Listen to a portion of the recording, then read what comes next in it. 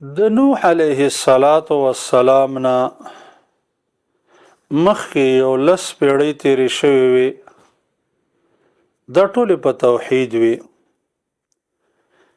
نوح علیه السلام د بعثت زمانه چې شوه، دی وخت کې یو 15 کسانو چې هغه ډېر نیکان او بزرګان او قرآن د هغې نومونه ذکر کړي دي: ود، یغوث، یعوق، نصر، سواع.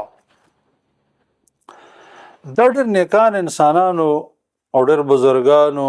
دا چې کله وفات شو نو خلک به ډېر سخت غمجن شو. د شیطان قانون دا دی چې دا د غم په وخت کې حمله کوي، او یا چې دی د ډېرې خوشحالۍ په وخت کې حمله کوي، د غفلت په وخت کې حمله کوي، د فقر په وخت کې حمله کوي، د مالدارۍ په وخت کې هم کوي. انسان نه پرېږدي.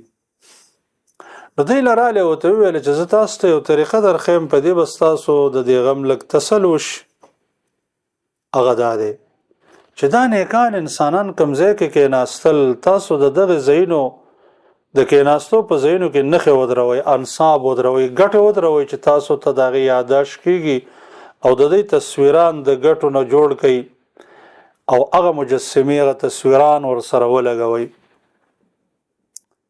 شیطان د خیرخواهۍ په جامه کې راغلی، همداسې وکړل چې خلکو د دغې نیکانو انسانانو د کېناستلو ځایونو کې څه نښې ودرولې، ګټې، او د دې تصویران یې ورسره ولګول. خو د شیطان منصوبه ډېره اوږده. دا پیړۍ چې ختمه شوه، علما لاړ، اهل علم ختم شو، علم د مخ د ځمکې نه ټول شو. شیطان دې ناپوهانو انسانانو ته راغلی، ورته ویل تاسو ته پته وه چې ستاسو پلارانو دا څه دپاره ودرولي دي او څه یې کول؟ هغې ورته ویله چې نه، موږ ته خو پته نشته.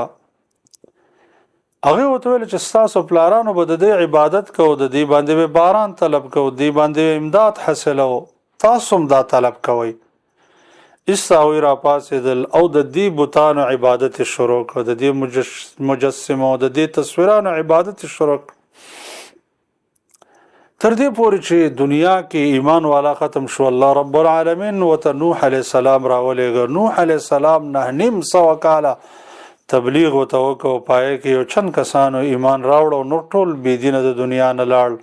دومره سخترین زړونو والا کافران جوړ شو. دی واقعه کې موږ او تاسو ته یو درس دی، هغه دا دی چې د شرک بنیاد دې نه جوړ شوی دی چې خلکو د نیکانو انسانانو سره مینه کړې ده، په هغې مینې کې د حد نه تجاوز کړی دی. د دې غلو فی محبت الصالحین نه شرک منځته راغلی دی.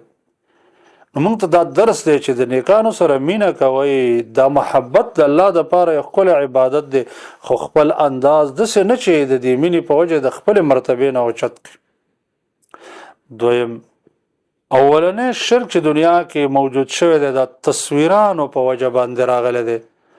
دغه وجه ده چې تصویران جوړول د خټې، لوټې، ګټې، لرګي وغیره نه، دا تصاویر چې دی دا کبیره ګناه ده، او په ورځ د قیامت به تصویر ایستونکي انسان ته ویلی کېدلی شي چې څه چې دی جوړ کړي دي اوس هغې کې روح واچوه، روح خو پرې کې نشو پوکلی. دریم فایده پکې دا ده چې شیطان انسان دپاره ډېره غټه منصوبه جوړوي، ځکه یوه پیړۍ ختمه شو منصوبې دویمې پیړۍ کې. او یو ناشنا فایده دا ده چې شیطان منصوبه هله کار کوي چې کله علما د منځه لاړ شي، نو د اهل علمو په معاشره کې ډېر غټ رول دی چې کله اهل علم موجود وي، شیطانی حرکات، فساد، د شیطان شرونه هغه په دې وجه باندې بندېږي. او په دې وجه د اهل علمو موجودیت په یو زمانه کې داسې دی لکه یو خوږه چینه چې په یو علاقه کې یو خلک راځي او د هغې نه اوبه وړي.